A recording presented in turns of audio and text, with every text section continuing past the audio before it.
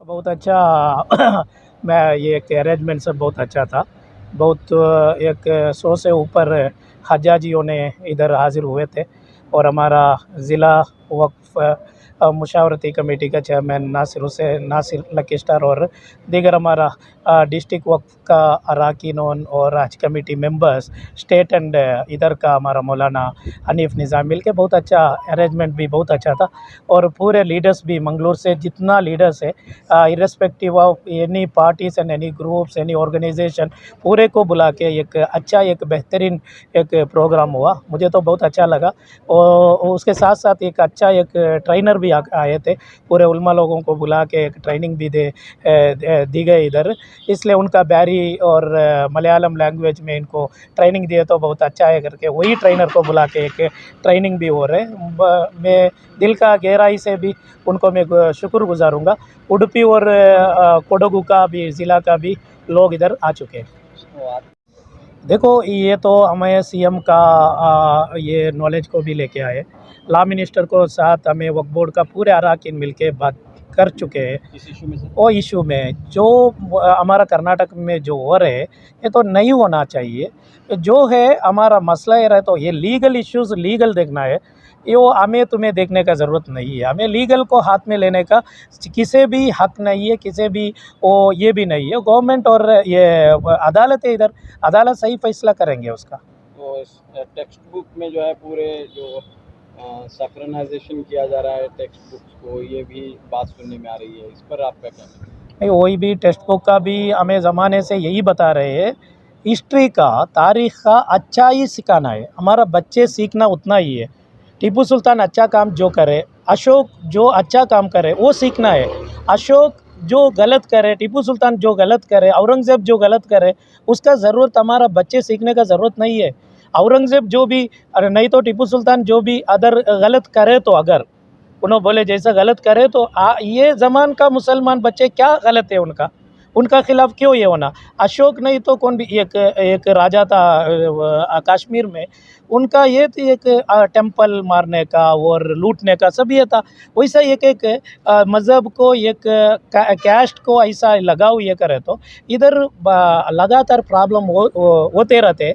इसलिए वो ख़त्म करना तो तारीख़ी का अच्छा, हिस्ट्री का अच्छा ही हमारा बच्चे को सिखाना। हिंदू लोग अच्छा काम क्या करें, हिंदू राजा अच्छा काम क्या करें, मुसलमान राजा अच्छा काम क्या करें, वो सिखाने का ज़रूरत है। हमारा बच्चे का दिल का अंदर हिंदू मुसलमानों का भाईचारा पैदा करना स्टूडेंट्स सीखने का है, स्टूडेंट्स को अच्छा ही दिखाना है। तो आरएसएस के जो फाउंडर हैं हेगड़ावर, उनका जो है सबक जो है, लेसन जो है 10th के इसमें शामिल किया गया है, तो इससे आपको समर्थन करें। वही मैं बता रहा हूँ, जो अच्छा लोग है, जो अच्छा करे, उन्होंने हिस्ट्री का, उनका हिस्ट्री सिखाना है।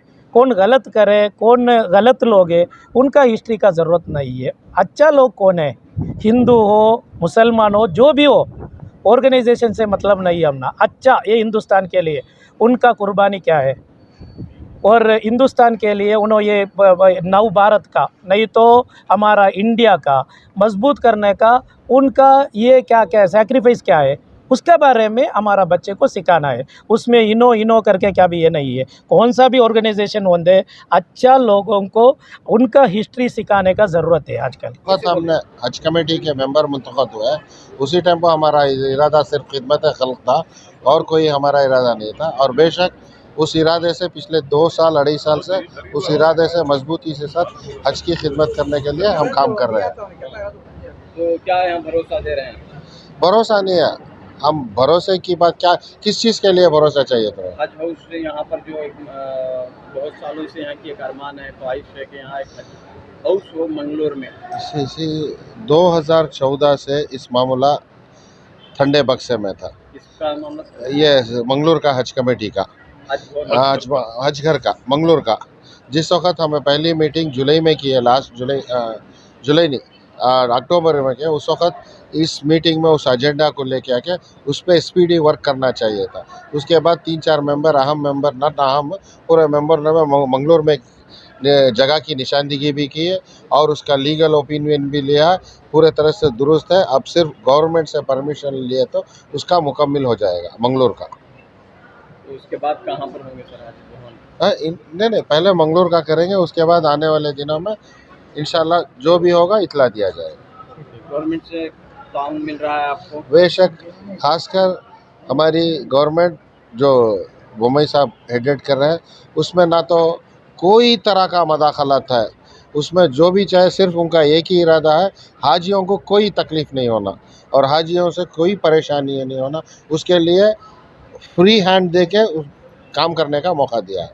लेकिन अखराजात जो है बढ़ चुके हैं, काफ़ी रकम ली जा रही है, ये बात कही जा रही है। नहीं, जस्ट हॉक्स में से काम बढ़ रही है अमाउंट। आप क्लियरली अन फैक्ट के मुताबिक बोलिए, rumours don't give a importance rumour. कहाँ तकरीबन कहा जा रहा है, 4 लाख रुपए कहा जा रहा है, कोविड का मौसम है तो रकम ज़्यादा है, ये बात कही जा रही है। 2019 में जो रकम है और 2020-22 में इन्फ्लेशन एडजस्ट करके दी है, रकम उतनी है, थोड़ी है जो कोविड नाम्स के मुताबिक और कोविड प्रोटोकॉल के थोड़ा बहुत रहेगा, उसके सिवा अमाउंट कहीं भी अमाउंट ज़्यादा नहीं है। आखिर में क्या मैसेज है?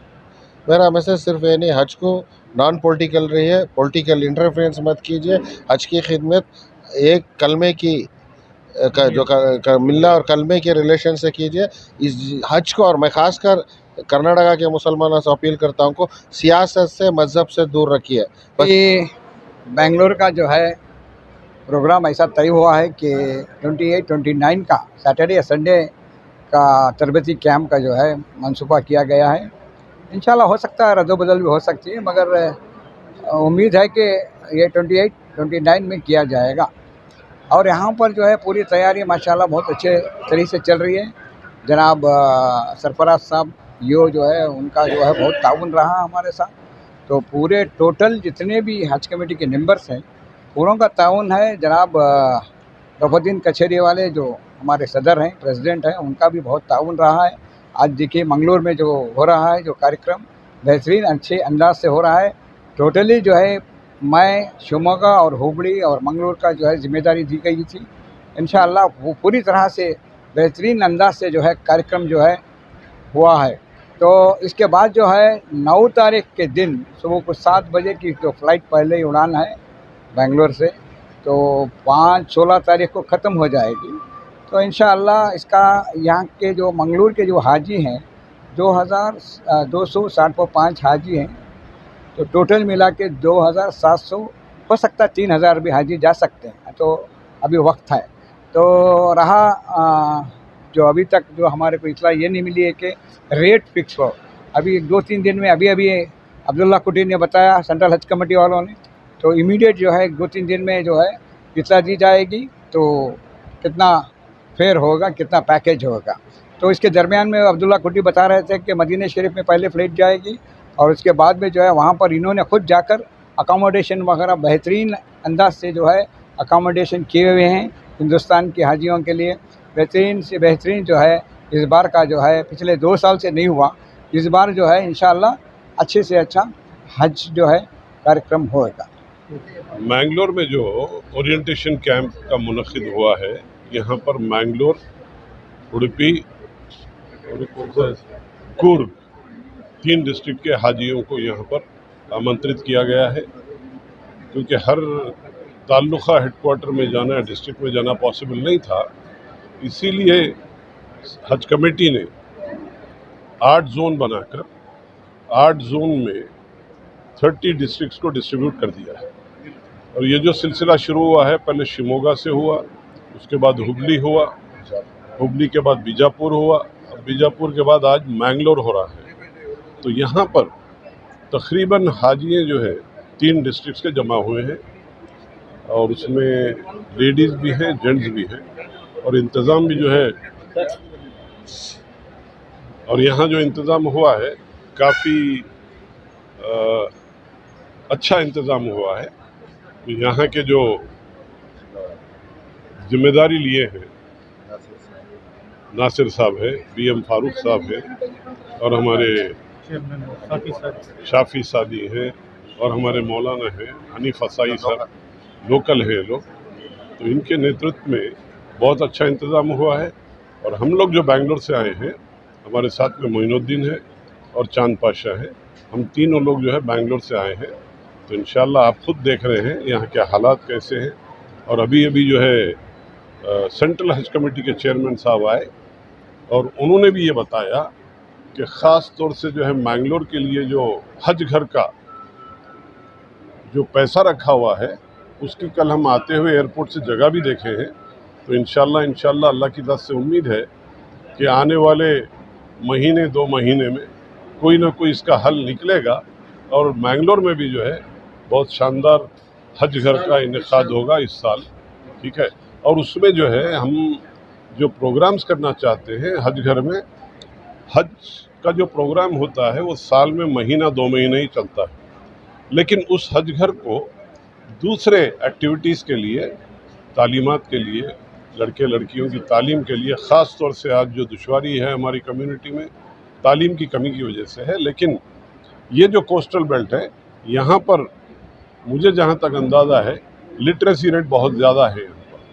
तो यहाँ पर भी दूसरा एक्टिविटीज़ में इसका इस्तेमाल होगा इंशाल्लाह, ये अल्लाह की तरफ से उम्मीद है। 10 करोड़ रुपए मंजूर हुए हैं, कई साल गुजर चुके हैं, अभी तक ये काम पूरा नहीं हो पाया, क्या वजह है? वजह यही तो बता रहे हैं ना आपके, जो भी हज कमेटी अब तक गुजरे हैं आपस की रस्साकशी में जो है ये काम नहीं हो सका। लेकिन इस वक्त जो हज कमेटी बैठी है यहाँ पर कोई पॉलिटिकल इंटरफेरेंस नहीं है, किसी का कोई दबाव नहीं है। उसी की वजह से ये जो तरबियती कैंप या ओरिएंटेशन कैंप जो हो रहा है 8 डिस्ट्रिक्ट्स में, ये उसका एक नमूना है कि यहाँ पर इंटरफेरेंस नहीं है किसी का। कमेटी जो चाहती है, मेंबर्स जो चाहते हैं, मतलब ट्रांसपेरेंसी के साथ काम हो रहा है। ये नहीं है कि कमेटी गलत काम कर रही है, नहीं, कमेटी की रजामंदी से आपसी रजा से मीटिंग में सारी चीज़ें कर इस चीज़ को आगे बढ़ाए हैं।